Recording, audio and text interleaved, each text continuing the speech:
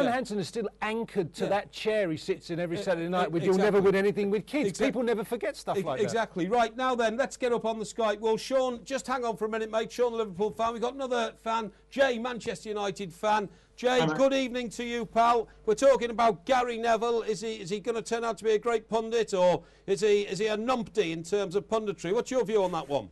I think he's a great pundit, to be honest. I think compared to what I've been used to, and Redknapp, it tells me it's all drivel what I hear. I mean, it's all cliches. He never puts down any players. He's always. Oh, I'm sorry, I'm not sitting there letting you knock Jamie Redknapp. I think he's a very good pundit. I really do. I think he's a young man with a good brain, and I think he's analytical.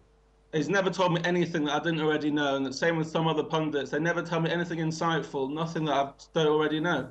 That's a fair point. Well, Perry Droves is saying that the trouble with Gary Neville is he doesn't criticise Manchester United. No, I didn't say that. I said he struggles to be subjective and objective when Manchester United play. I don't think it's worth having him. He'll struggle, but that's because he loves the club so much. I think Mike would struggle to be objective about Everton. I would be, yeah. No, but that's the point. So don't have Gary Neville giving his opinion on Man United games, because you're not going to get a fair analysis, because he's never going to criticise Alex Ferguson. He's never going to criticise. So if his job is, and he's criticising other players and other teams, he should be consistent. So just don't have him analysing Man United games. That's all I'm saying. I think he would criticise Ferguson if he had to. Say a word. When you got Phil Neville if he had to. When you got beat 6-1 by Man City, your local rivals, he didn't have 1 ounce of criticism against the way that Man United played when they had 10 men, against the way the players defended. Not 1 ounce of criticism, and you got stuffed 6-1 at home.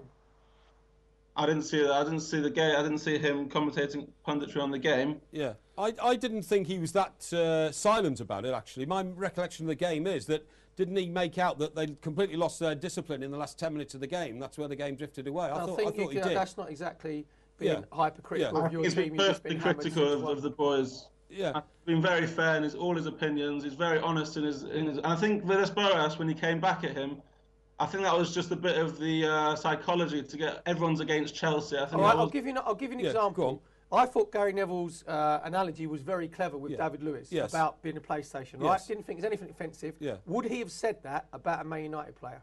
I don't think he would. Well, it's impossible to know. No, I don't think he would. I think it's very unlikely because you see, because he's too close to him. This is the problem. You see, that's the other thing. You see, too close to him. Gary Neville is conscious of the fact that if he does a Man United game, doesn't want it to sound like Man United TV. He's run the training. He doesn't want it to sound that. Plus the fact is he knows that someoest going to get on the phone to him and say, "Oi, what are you doing?" Exactly. The best pundits are ex-professional footballers. You're still there, Jay? Yeah. Best pundits are ex-professional footballers who are not frightened to criticise their peers, i.e. guys that they still mix with, that they still know socially. And I've worked with a lot over the years, Jay, and I've had to, in the end, sort of give up because it's, well, on the one hand, Mike, you could say the player's done this, but on the other, you could, and you just don't want that. No, but then again, you've got to respect that situation. No, you can't. You have to. Gary Neville does do that. I think Gary Neville does criticise his peers. You see people like Shearer, who refuses to badmouth any player, and it's so irritating to watch that as a fan. Yeah.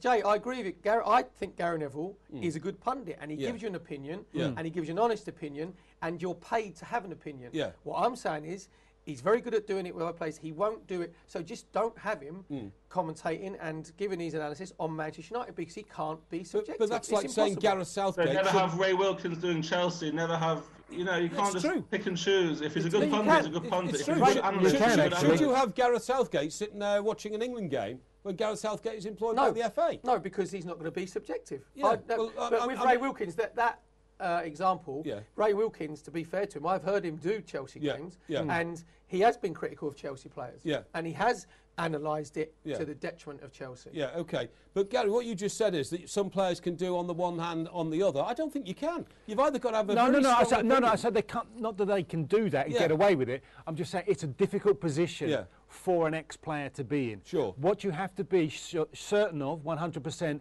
is that what you're saying is fair and right. Yeah. That if you are going to criticise players or tactics or managers, constructive. That it's constructive, and you do not make it personal. Sure.